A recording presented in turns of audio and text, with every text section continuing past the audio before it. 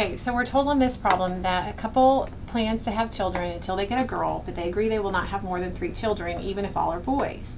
Assume that the probability of having a girl is 53%. First, you want to create a probability model for the number of children they'll have. So this is the first one where X is equal to the number of children. So you could have one child. The way that would happen is if you had a girl right away. You could have 2 children, and that would happen if you had a boy and then a girl. Or you could have 3 children, and there was actually 2 ways that that could occur, because you could have all boys or you could have 2 boys and a girl. So the probability that they have a girl right away is just the probability of having a girl, which is 0.53. And the probability of having 2 children is going to be that they have a boy, which is 1 minus 0.53 would be the probability that you have a boy. So in this case, 0.47 times the 0.53, because they had a boy and then a girl, and we use the multiplication rule there. Oops, I forgot to put my equal sign there to get it to compute for me.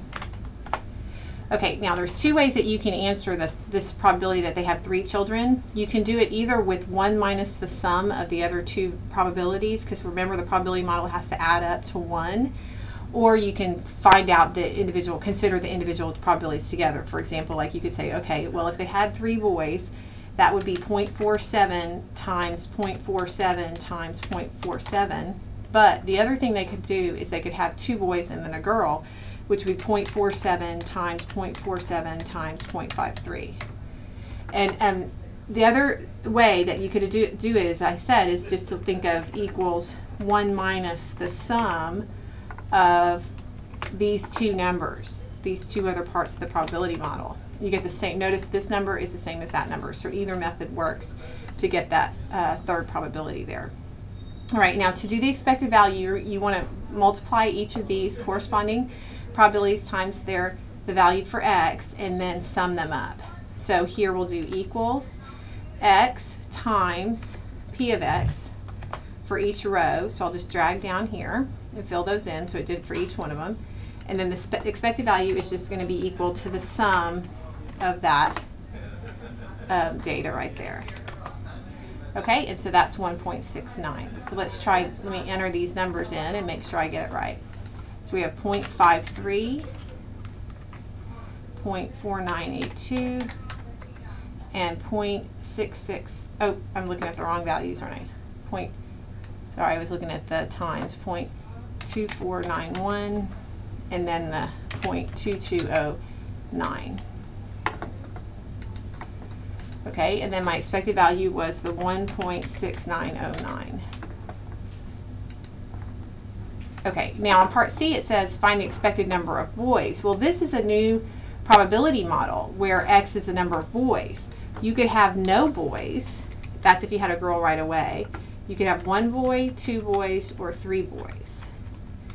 Well, there's only one way to have no boys, and that would be if you had a girl right away. So that probability would just be 0.53.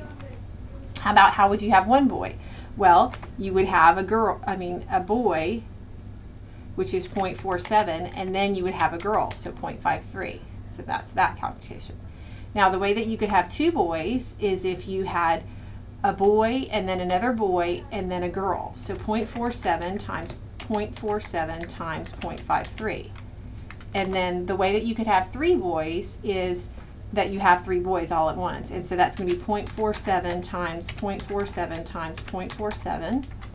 Oops, I'll press my equal sign. Or the other way to do that is you could have done 1 minus the sum of these. That would have worked. Either way will work. Okay, now to get the X times P of X, you're just going to do this number, but that's an X, times what's in the probability, and fill that down. And then the expected value is just going to be the sum of that column. And that's on average how many boys you can expect if you have this crazy thing, 0.7947. Hope I rounded that right. Yeah, looks like it. Okay, let's see if it likes it. Good job. All right, so hopefully you don't have this situation in your own family planning. But anyway, there we go.